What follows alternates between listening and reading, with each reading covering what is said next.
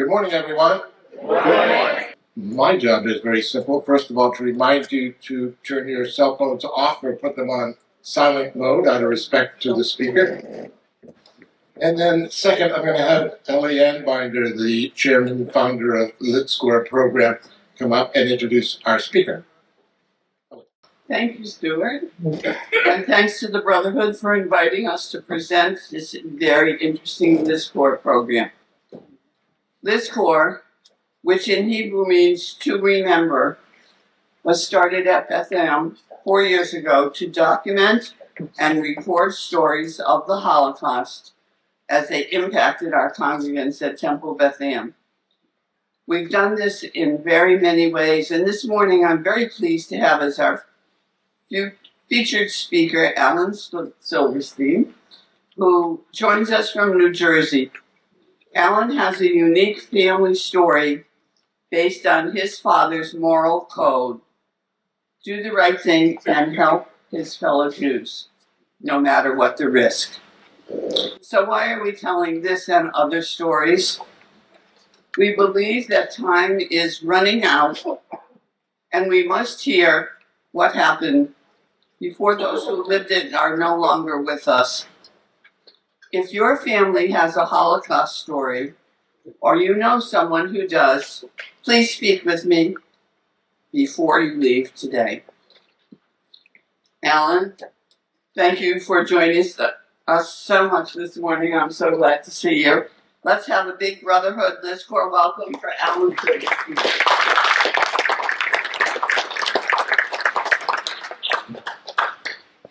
Thank you, Ellen. So, good morning. The passing of a generation which lived through the Holocaust, the very few survivors left alive, and frankly, anyone who is alive that lived through the Holocaust doesn't remember much because they were very young at the time.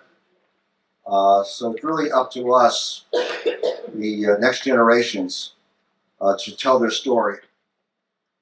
I'll try to tell the story of my family's experience, and I'll take questions at the end. And please do ask questions.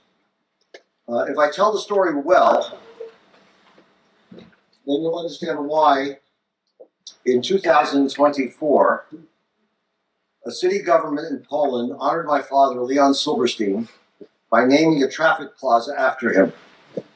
A city where other streets are named Washington, Wilson, Garibaldi, Pope John Paul II, and the Holy Mother Mary. So he's in good company. The history of my family is centered in two cities in western Poland. One is called Piotrków, Trybunalski, and the other is called Częstochowa. Both are located very near the pre-war border with Germany. My father, Leon, was born in 1905. He was the ninth of 10 children in an observant Jewish merchant family. The boys were raised to be very religious, and the girls were raised to be more secular. But as one of the youngest boys, my father was really raised by his sisters, and therefore he ended up very secular. For him, that meant learning a trade, and it meant that his religious fervor was not for Talmud, but for Zionism. Over his father's objections and with forged papers, he settled in Palestine with a kfutza. That's a group hoping to form a kibbutz. They didn't have any land, but they set up tents and dormitories and hired themselves out as day laborers, hoping to save enough money to form a kibbutz. However, the group fell apart, and he went to work for a Jewish farmer. After 5 years in Palestine, he thought he could do better if he had some money from his family.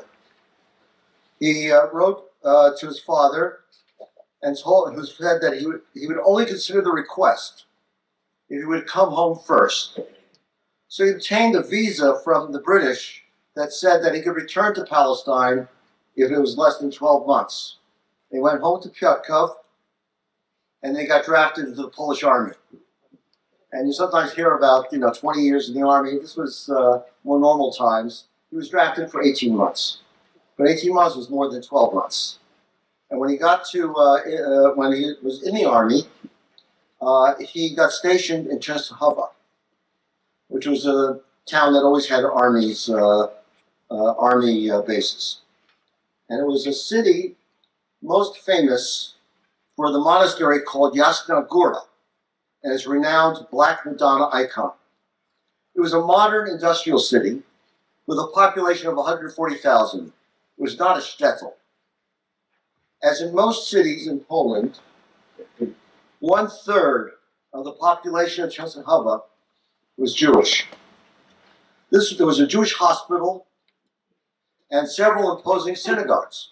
The one you see here was known as the Neue or Deutsche Schule. That means reform. It was a reform synagogue like this one, except not quite so modern. The synagogue was prominent in the city, and when the Jews were very comfortable, they held their heads high. They were not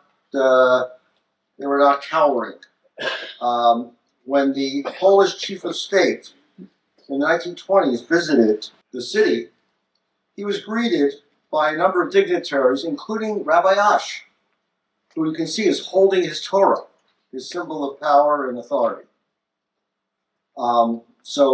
Jews did well in Częstochowa. That wasn't all that Leon found of interest in Częstochowa. He also met Rosa Rosenblatt. Her father Abraham, for whom I am named, was a modern Jew who ran a cheder, a nursery school, an elementary school, in which the language of instruction was Polish. That was unusual. Rose had a career as the office manager for a Jewish industrialist. Leon and Rose decided to marry. And when my dad spoke of returning to Palestine, my mom had other ideas. She suggested they wait. Let's get some money. Let's start our family here, and then we'll look and consider Palestine. They had 2 boys, Nutek, born in 1931, and Sigmush, born in 1936.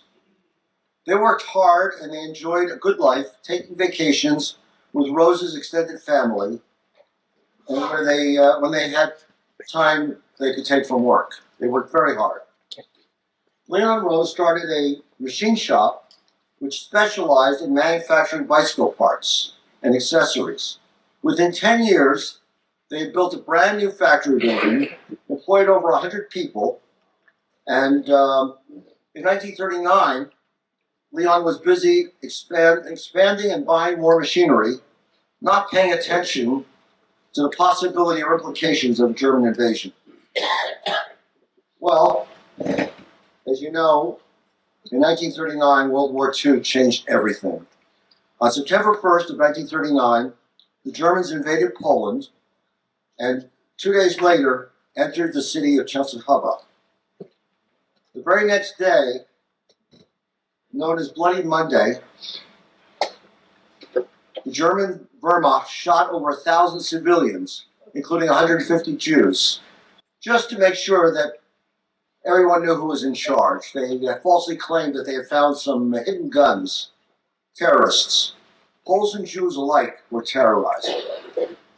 However, it was soon clear that the Jews were to be treated differently from their countrymen. Within 2 weeks, edicts were issued confiscating Jewish property and moving Jews out of the better buildings in town and out of public spaces. My father's factory was taken over by a German, an Aryan manager. My parents were kicked out of their apartment.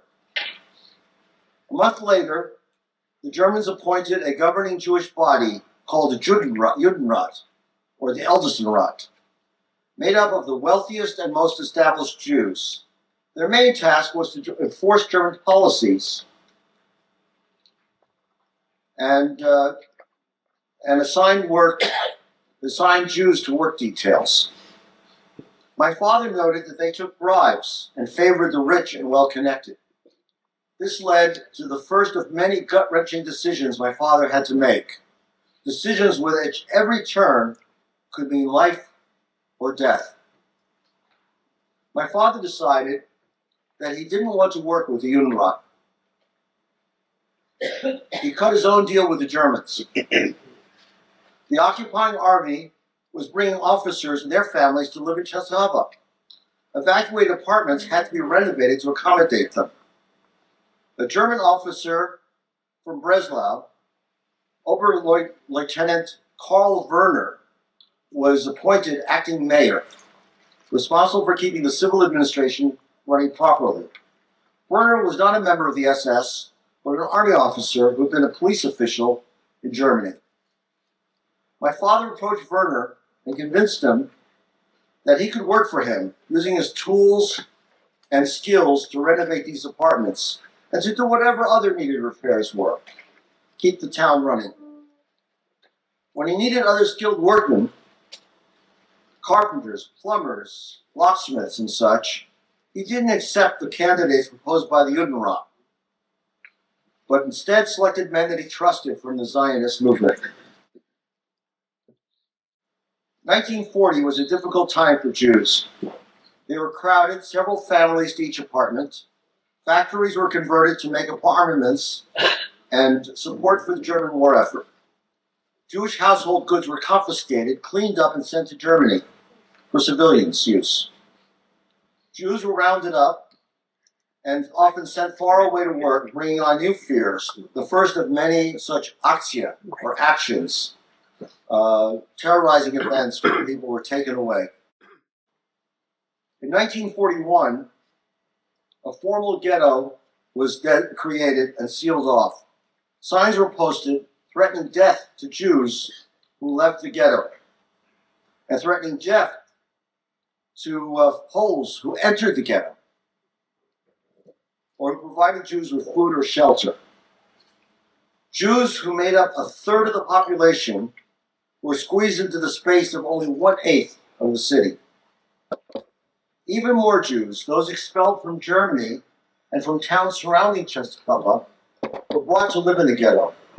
Eventually, more than 40,000 Jews were crowded into the ghetto. The Judenrat distributed meager rations and health care while deciding who would work and what jobs. My father's work was outside the ghetto. What his German masters didn't know was while they did deliver on their assigned projects, he and many of his workmen were also operating as a company of the Jewish underground, the partisans, working in coordination with two other organized underground movements, the right-wing Polish Home Army and the left-wing communists. Since they were doing projects all over town, their whereabouts were not carefully monitored. My father had a bicycle, one of the few Jews allowed to ride one, on which he could get about to visit his work sites, buy supplies on the black market, and also meet with other partisans. Bicycles were routinely used only by German officers, so they were a sign of authority. And when my father traveled by bike, he was rarely challenged by police or soldiers. What were the partisans doing? I learned most of what I'm about to share, not from him, but from his former colleagues that I met after his death. 20 years ago, I met a woman, Rachla Flug, a woman then in her 70s, who told me that she and her older brother served in his underground unit. As a 13-year-old girl who didn't look Jewish, she was tasked with carrying messages outside the ghetto. She told me that she kept a revolver in her boot as protection, but thank God she never had to use it. She also told me that once the Jewish police suspected her brother of illegal activity and jailed and tortured him, and brought her to the jail in an effort to pressure him further, and she heard the screaming throughout the night. After she passed away, I contacted her nephew, and he told me that his father, David Bronner, who settled in Israel after the war, had written a book. This is what he wrote about those days. I'll read it. Our underground commander, a Jew by the name of Silberstein, looked after us as if we were his children, that we had what to eat, to drink, and to wear. It was the period during which the whole course of the accursed war in which I lived most normally. The underground was divided. Every 5 men were a team, and no one knew of the others. That method was adopted so that if one of us were captured, he wouldn't be able to turn over more than 4 of his comrades, even under torture. Our organization in an underground gave us great pride and satisfaction. It made up a little for our paralyzing helplessness in relation to our family's fate. We were young, and we refused with all our might to go to our deaths like sheep to the slaughter. The actions were difficult and dangerous, but we tried, and with all our might, and with the poor means we had at our disposal, to mount resistance, to rebel, and to make difficulties for the Nazis to the best of our abilities. What kind of missions?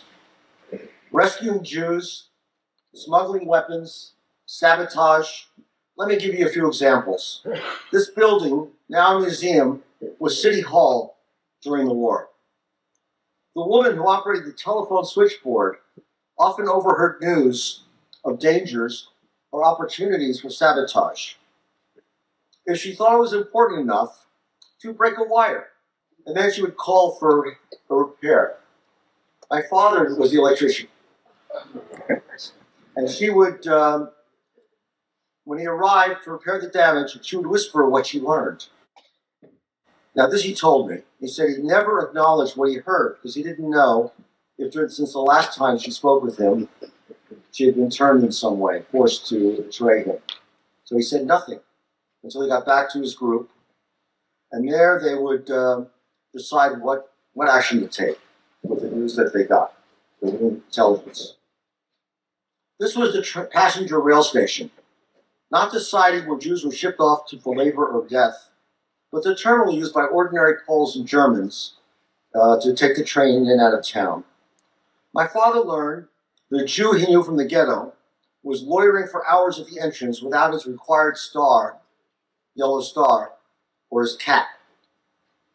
He confirmed that this Jew was a traitor, identifying for the Germans by watching him and talking with him. Identifying for the Germans other Jews who were passing as Gentiles and attempting to leave town. Once he was certain, that evening, after the man returned to the ghetto, a fight was staged to distract the police, and the traitor was forced to swallow a cyanide pill. This pretty park is far from the ghetto. I'm told that it's an area that even before the war, Jews would not go. It was very close to Yasna Gora, to the monastery. German soldiers often met Polish women there for company and romance. My father received a request from another partisan group to obtain a full German officer's uniform, complete with weapons.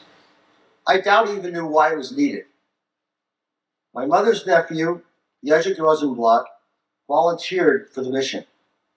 In the evening, Jerzy and a young woman with him snuck into the park. The woman seduced a German officer, and while he was distracted, the officer was garroted, and his uniform and weapons removed. The body was left under a park bench. While the Germans never suspected that Jews were behind this assassination, the incident did lead, indirectly, to Jezik's torture and execution a few weeks later. This is a German World War II pistol you can buy on the internet. One morning, my father came to work and was approached by the German sergeant who normally gave him his work assignments. The sergeant confided to my father that the previous evening he had been drunk and his pistol was stolen. For losing his pistol, he could be severely punished. So he implored my father to remove the serial number and restamp it with his own serial number. Leon did just that. Did he ingratiate himself with the sergeant? Or did he sign his own death warrant because of what he now knew?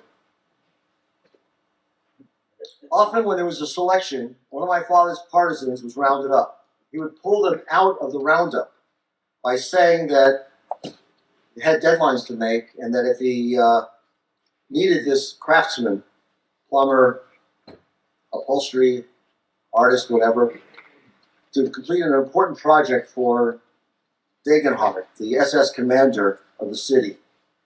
He saved many lives that way. My mother, knowing that he was able, not really knowing what my father was doing, but knowing that he was able to save lives, never understood why he didn't save a relative. He was always saving his workmates. For my mother, her focus was on helping extended family. Resistance meant smuggling money to cousins to enable them to buy food or bribe guards. Of course, like every other Jew, my father needed a work pass, a document which needed to be renewed periodically, showing that he was properly employed.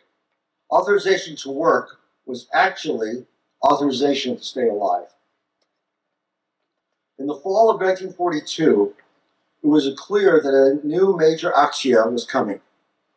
This time, his pass was not renewed. He asked why. He was told that from others in such privileged positions, we learned things. You never tell us anything. My father concluded that he was already a dead man. So he replied, with a hammer and a chisel, I will do my best work for you, but I will not betray my fellow Jews. And by the way, how do you view traitors in your army? After a time, he was told that he would receive his pass. Go get your family. He took the family to stay at Mabelager, a complex of warehouses where Jewish furniture was prepared for shipment to Germany. On Yom Kippur Day, September 22, 1942, the ghetto was surrounded by Ukrainian and Lithuanian guards.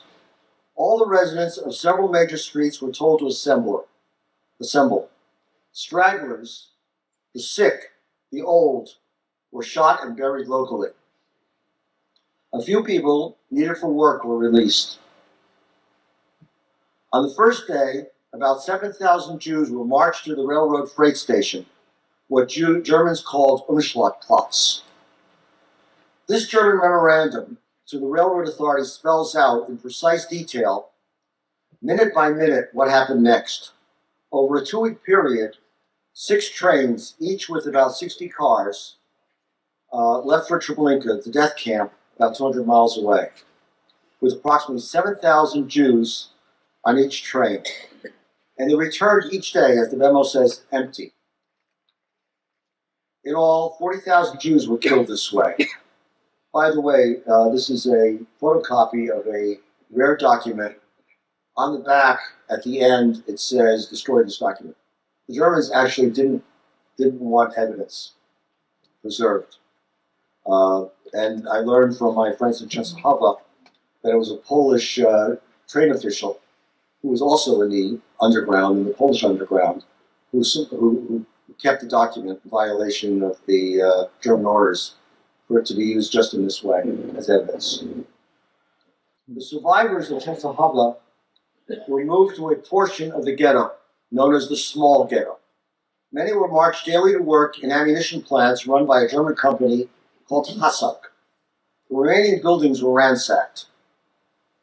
My father's group was assigned the task of bringing furniture from the abandoned and destroyed homes in the large ghetto to the Mabelager warehouses for processing. Often in these apartments, when he arrived, he found living Jews in hiding who had invaded the roundup, but who now could not find food or flee to safety. He hid them in his wagon inside armoires and other large pieces of furniture and smuggled them into Mabelager. And later from there to the small ghetto, the Hassag, or with the help of false IDs purchased from Gentiles, into other parts of Poland. Elsewhere, there were actually many of them, and I had relatives who, with those documents, went to work. Poles were treated better than Jews, but not so great, and people were given an opportunity to work in Germany as not slave laborers, but as laborers. And several of these hidden Jews ended up living the rest of the war in Germany as agricultural workers. And there were many children also hidden in Mabel Lager for weeks because there were not supposed to be any children left alive. So they couldn't easily be smuggled somewhere. But after a while, they were able to find havens. 9 months later, the small ghetto was also liquidated, and all the workers were confined to barracks in Hassach. In July, during another selection, my brother Nutek, who had been kept alive through bribes, was found and murdered. Soon my parents were also sent to Hassag. And for the next year and a half, my father left each day by bicycle, while my mother was held captive to continue his work for the Germans and his work for the underground and his rescue efforts. To keep their surviving son Sigmush safe, my father had turned to a Pole by the name of Zemaszewski, who he trusted from the underground.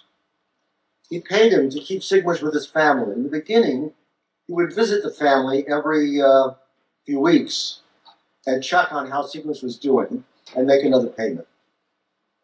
But in November of 43, convinced that his own death was imminent, he gave the Pole a large sum of money. And Sigmush was taken to live with another family in a city called Lissov, a rural town to the west. The war continued for another year of hard labor and selections for death. Jews from other cities were brought to fill out the slave labor force in Hassach. In late 1944, as the Soviet army was approaching Częstochowa, the Germans started transporting machinery and Jews west into Germany. The men to Buchenwald, the women to Ravensbrück. As late as 15th of January 1945, the day before the Soviets arrived, my cousin Jacob Shacharon, his father, and many other Jews were put on trains to Germany. Seeing what was happening, my father gathered a group of about 100 Jews and marched them out of Hassach. Pretending to be carrying out German orders, they crossed through Wehrmacht lines and waited in the forest in safety until Częstochowa was liberated by the Russians on the next day. Of course, upon liberation, my father's first priority was to find his son Sigmush. When he approached Zemaszewski, who had taken his payment, to quote my father, he was surprised and confused by my being alive. Crossing the battlefront to the rural village where he was told Sigmush had been sent, he learned that Sigmush had been drowned in a lake soon after he arrived. When my mother learned this, she became suicidal. Of the Hassag workers taken to Buchenwald and Ravensbrück, the lucky ones were the ones who managed to survive till April, when these camps were liberated. At the end, one of my mother's siblings in Poland and two of my father's survived the Holocaust, along with a few nieces and nephews. In Częstochowa, the survivors went about reburying the dead, rebuilding their lives. The communists took over. Members of the underground, who my father knew well. He also knew that he didn't want to be under their leadership or rule. So with help of friends in the communist underground, he and my mother left Poland for American-controlled Munich in Germany. That's where I was born, giving my mother a reason to live. A year later, we received authorization to migrate to the United States. Now, none of this happened without a connection. Our American sponsor was a distant cousin, Helena Rubinstein, a famous cosmetics entrepreneur, who was grateful when she learned what my mother had done to keep her sister alive in Hassach. Like many children of Holocaust survivors, I realized early on that my parents had invested all their hopes and dreams in me, and I conducted myself accordingly. I was doted on as an only child, but an only child who grew up ever conscious of my two murdered brothers forever a presence in our home. In 2001, well after both my parents had passed away, I traveled to Częstochowa with two cousins, Sigmund Rolat, Jerzy Rosenblatt's younger brother, and Jacob Shakura, who had survived Buchenwald, and my oldest son, Eric, to learn about life during the Holocaust and before. That's where I understood, really for the first time, that Poland had been as Jewish a country as existed anywhere in the world before Israel.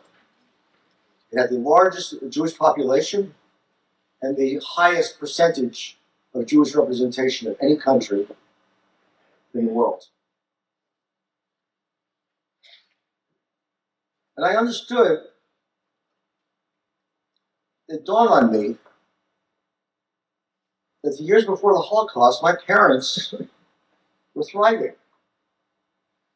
And not as I understood their lives during the Holocaust, or frankly, as we lived as struggling refugees in the United States.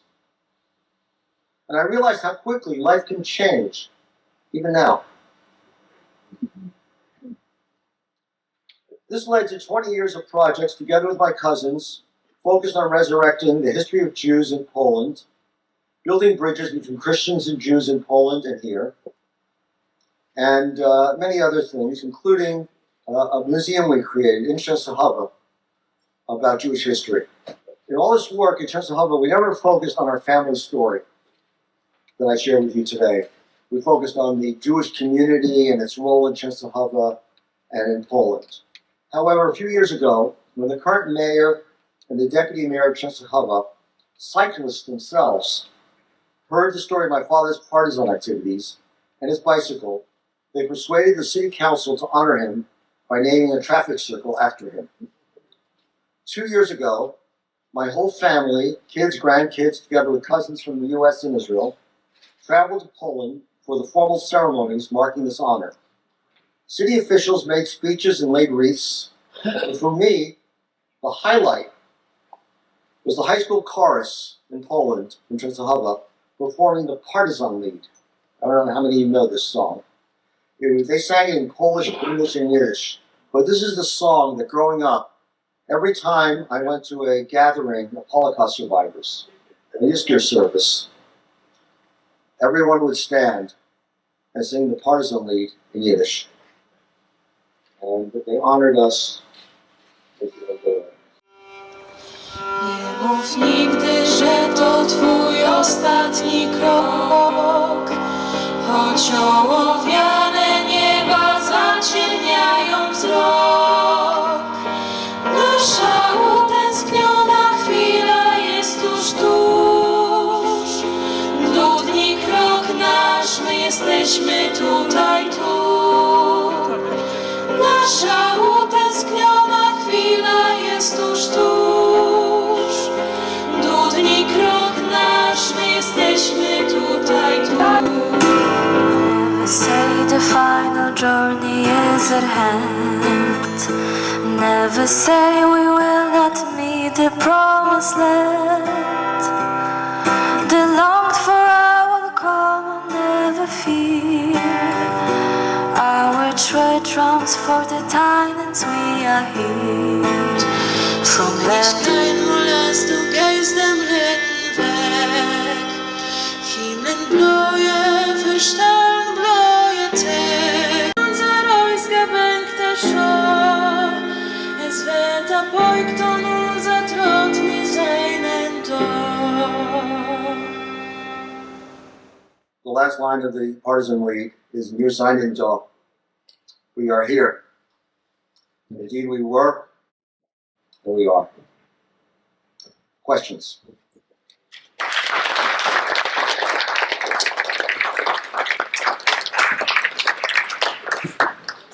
Thank you for telling us that. It's interesting and sad at the same time.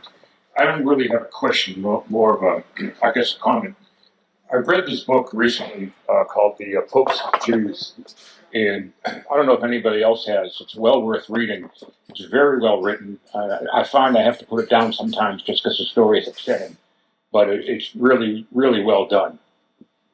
Thank you. Popes and the Jews. It's the Popes and the Jews. It's a story. It's the good and bad. Popes and bad. Hi, thank you for sharing this remarkable story. In the photo, what is on the metal diamond-shaped plate? So my father's factory was just called L Silberstein.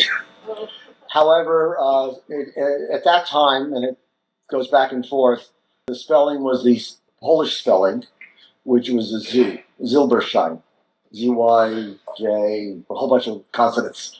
Leon Silberstein. So his trademark for his goods was that symbol with the letters LZ. I didn't know this. It wasn't. I have copies of his tax filings with the city of Częstochowa, which show me the letterhead and the name of the company. And that name, by the way, was kept even when the Germans owned it. I guess it was reputational.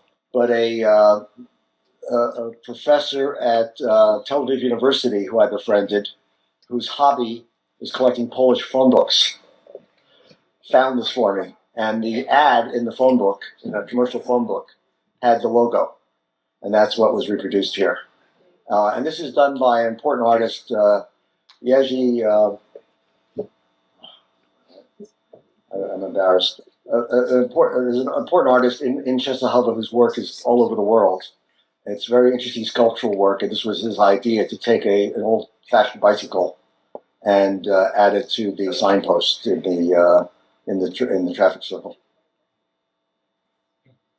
Yes. I was just wondering what new things you might have learned recently about the Holocaust. Recently,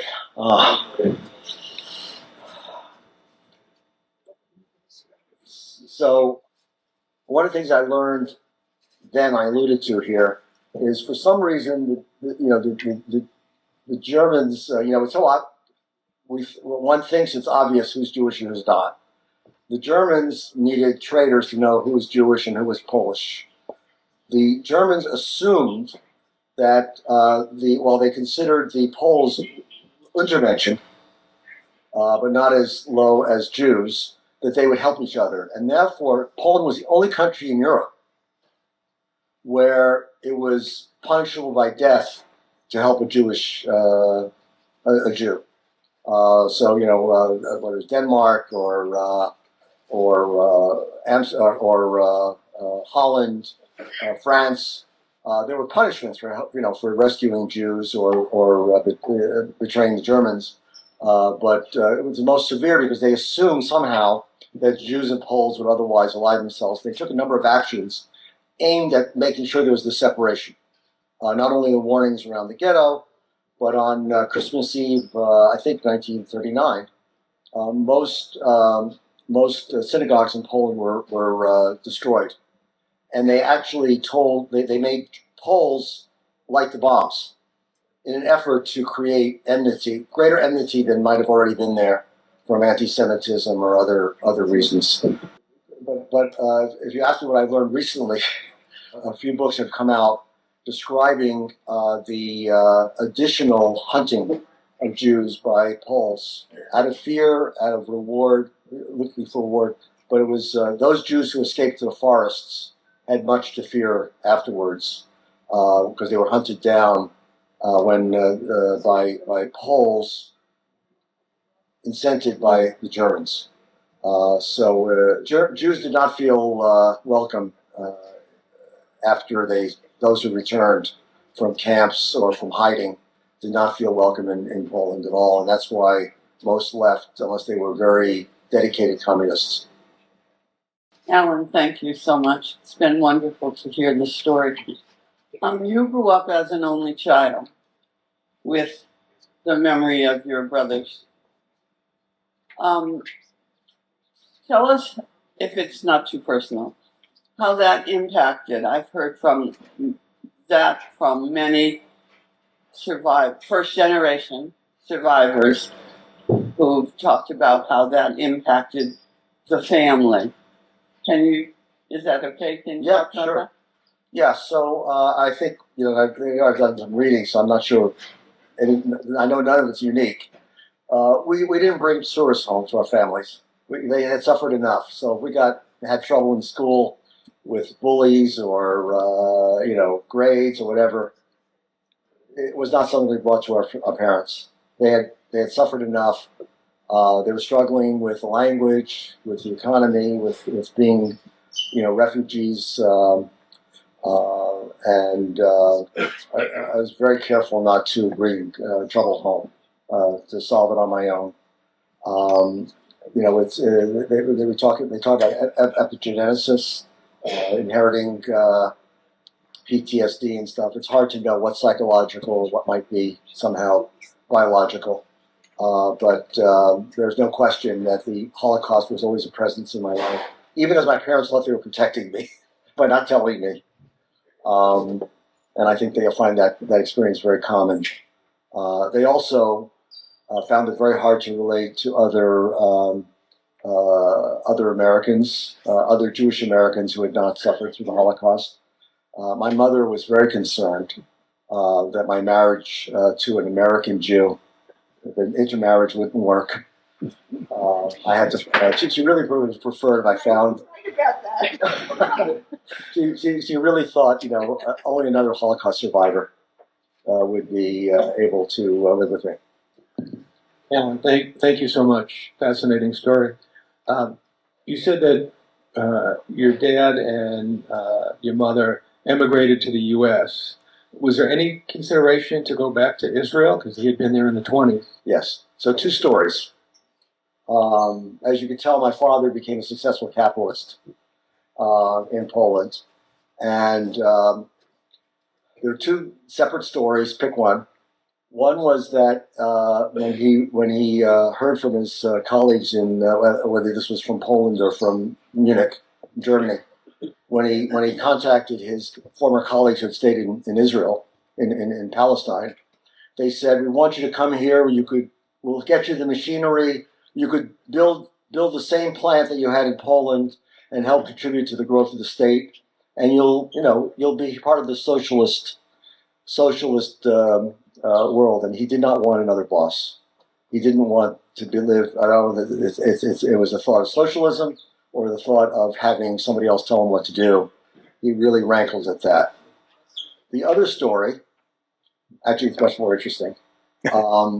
So my father wrote to his sister. He had an older sister who survived the war, who had made Aliyah like he did, with a friend of his, married a friend, and they were in Haifa, and they survived. They weren't affected by the war.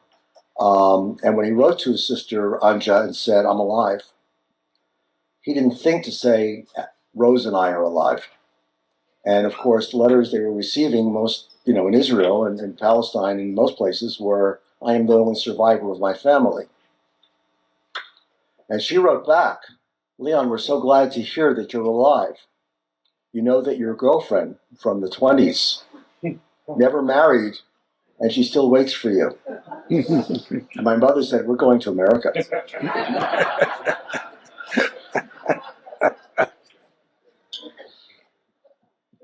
Alan, I thought we'd end on a kind of hopeful note. If we have time, the story about the one German who worked to protect your dad and how after the war you tried to locate this person and you were not successful. But that's kind of a moving story. Yeah. If we have time for that. So Carl Werner. My father was asked. There were trials for a while after the war. My father said, "I can't testify against him. I know he wasn't a good guy, but what he did for me, because he saved his life several times. I didn't go into details, but he protected him from being murdered. Whether it was because he needed his work, maybe he had an inkling of what he was doing. It's hard to say. He never knew. But after the war, he went home to Germany, and a good friend of mine, German woman, a Gentile, who went home to visit her folks, every year or two, tried to find him so I could let him or his family know that we appreciated him.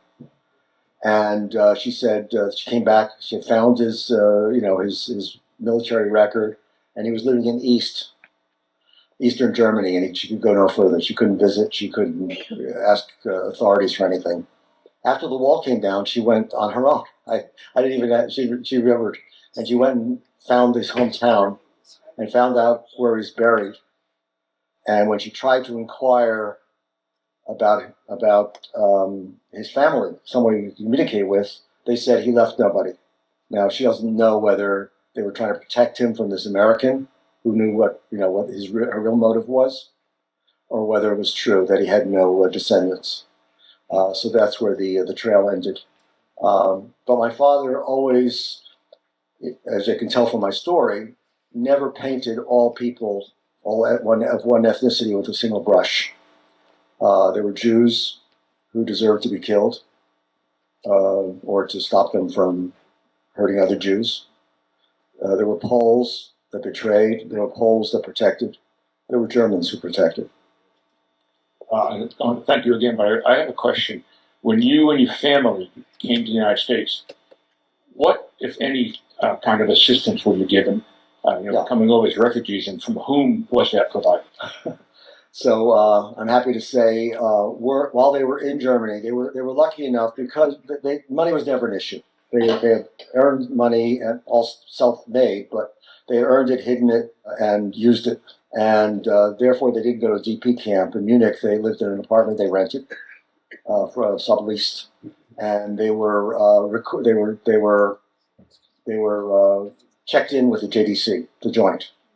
When they and the card we found with their names, and my name, actually my cousin's name, I wasn't born yet, shows that they might have gone to Palestine or Brazil, but they came here. When they did come here, and they actually came to Boston on the ship, they were helped by Hayes. They moved to Brooklyn, where I'm not sure why, but they were friends there, other Częstochovers. But Hayes was helpful. But people talk about immigration, right? That's another topic. And people say to me, well, I don't object to immigrants. I just object to them taking they should take the front door. Well, my parents couldn't come here without a sponsor. And they were very fortunate that Helen Rubenstein's offered my father a job in her factory. Not a very good job, but a job where so that he was able to pay the rent and show that he could support himself. If you read a book called The Last Million, David Nassau or something, another good book to read, describes how when the laws were created to allow post-World War II refugees in under larger quotas, most of the people brought in were Gentiles. Worthy people, but it really was not an open door for Jews. It was not a much bigger, much easier time for Jews than ever. It was tough. They needed a lot of help, and Hayes did a good job. Of course, Hayes today is busy helping immigrants all over the world. As they say with the last Jews they helped were Soviet immigrants to the United States. That was 30 years ago. Now they say Hebrew Immigrant Aid Society because of who we are, not because of who they are. I'm friends with the CEO. He's a good guy. Okay, let's thank Alan again. Thank you.